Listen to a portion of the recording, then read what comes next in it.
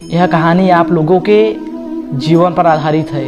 Video के हर topic पर आपको रोमांटिक चीज़ें देखने को मिलेगा, इसीलिए वीडियो थोड़ा सा भी स्किप मत करना। तो बिना समय बर्बाद किए हुए वीडियो को शुरू करते हैं।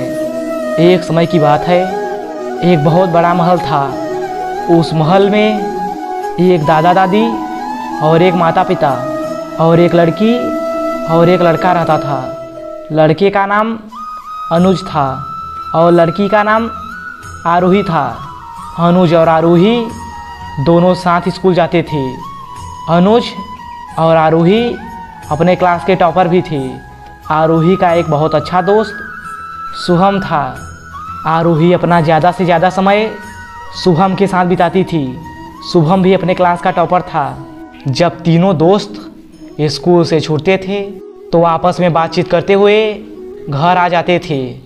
एक दिन अनुज और आरोही उठकर थोड़ा बहुत व्यायाम करते हैं और फिर नहा धोकर खाना पीना खाकर अपने माता पिता दादा दादी से आशीर्वाद लेकर स्कूल चले जाते हैं। स्कूल और घर के बीच एक बहुत बड़ा जंगल था और उस जंगल में कई प्रकार के पेड़ और पौधे और कई प्रकार की नदियाँ थी और कई प्रकार के पहाड़ और झरने थे।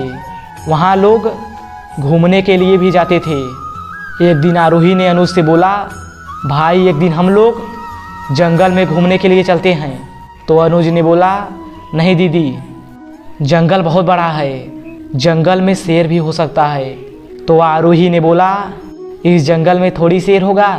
तो अनुज ने बोला, मैं तो जंगल में नहीं जा पाऊँगा, अपने दोस्त शुभम के साथ चली जाओ। तो आरोही ने बोला, ठीक है। तो एक दिन आरोही ने शुभम से बोला, शुभम चलो एक दिन हम लोग जंगल में घूमने चलते हैं। शुभम तो जंगल में जाने से बहुत डर रहा था और अनुज जाने से पहले ही डर रहा था। तीनों दोस्त मिलकर जंगल में प्रवेश कर लेते हैं। कई सारे झरने का आनंद उठाते हैं और कई सारे विचित्र पेड़ पौधों को देखा और नदी के किनारे बैठकर शुभम और आरोही बातें कर रहे थे। आरोही शुभम के प्यार में पागल हो गई और शुभम आरोही के प्यार में पागल हो गया। तभी रात बढ़ने लगती है और एक झाड़ से शेर की दहाड़ सुनाई देती है।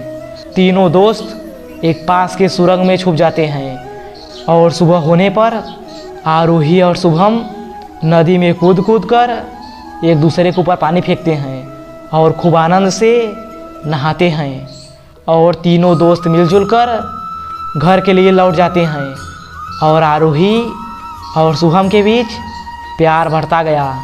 शुभम हमेशा आरोही की याद में खोया रहता था और आरोही शुभम की याद में खोई रहती थी। दोनों लोगों का प्यार इतना बढ़ गया कि 12th के एग्ज़ाम में आरोही नीचे से टॉप किया और शुभम भी नीचे से टॉप किया। नीचे से टॉप करने का अर्थ है यानी दोनों लोग फेल हो गए। कुछ दिन बाद समय के साथ आरोही और शुभम का शादी हो गया, परंतु आज भी वो दोनों भीख ही मांगते हैं।